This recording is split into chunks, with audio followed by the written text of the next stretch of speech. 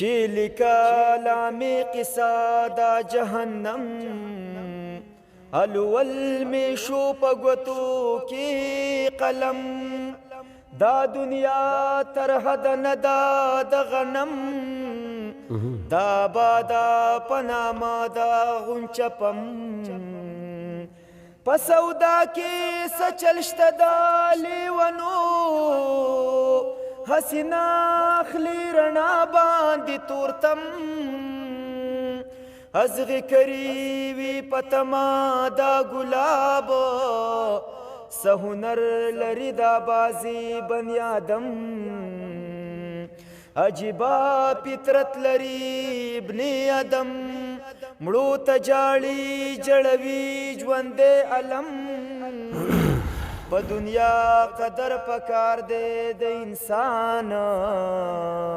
پس د مرګا ندرنیږي په ماتم که خبر شوي د ژوندون د حقیقت وا بنخلی ای انورا یو قدم اسما ګرځا په دغه وسوسه کې لا طالب نہیں د عشق په مدرسه کې ته چې سپینې جامې ګرځې وې حشاق یم وشته نه لا پکانو چا کوڅه کې چې صادقي خامخا منزل تراسي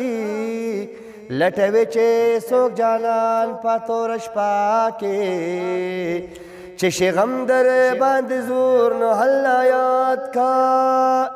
سکون نشته د ساقي په میخانه کې هغه مینا باندې ماس خلق پنا شو چې ټول عمر تیر کړي و سجدا کې اے هنورا من هلا حقیقت شي یار چې ساور کې د یار په دروازه کې کچ کول ګرځوم زدا سي فقیر يم او پخپلا ز دښمن د خپل تقدیر يم په طلب دا جزای می دنیا چنکړه تر زما هر سو غاویرا د دلگیر یم دیر خواه ما د چا پناز هما خوشالی بیلی بی اروا شم وسپاتی تش تصویر یم بندیوان لکه بلبل یم په پنجرا کې د چمن په خوشبویو پسی زهیر یم چې بهل تس گزرانو څنګه حال وي لدې غما تمام شپه په شوګیر یم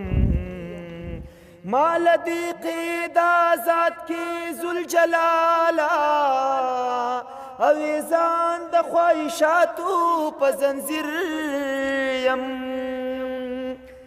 او ای انورا چې منزل دی چرته بل دی نو بیا ولی په دنیا پسې زهیر یم چې د مخامخ صفت روز تزغیبات کړې دغه دوست به یې د حاصل نه کچا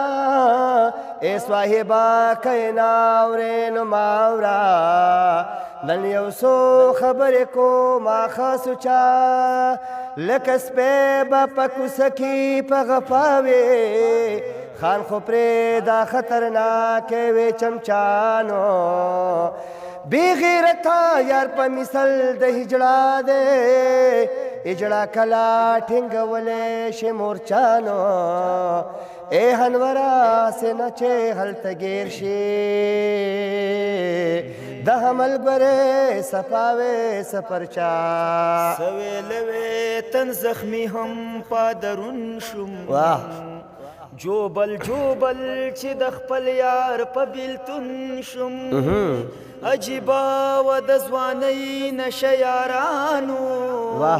کله کله به په خیال کې اپلاتون شم ډېر خیال دا د مینې برکت و زمانه و په شپونکۍ باندې مین شو منو شپون ډیر ښه په هوا چې ګرځېدم نو غورځېدم با چې دننه شوم په ځمکه نه زرغون شوم ډیر ښه یار زلمي توپ کې د غفلت په خوب داوم واه چې پیری شوه نو اوس پوهه په ژوندون شوم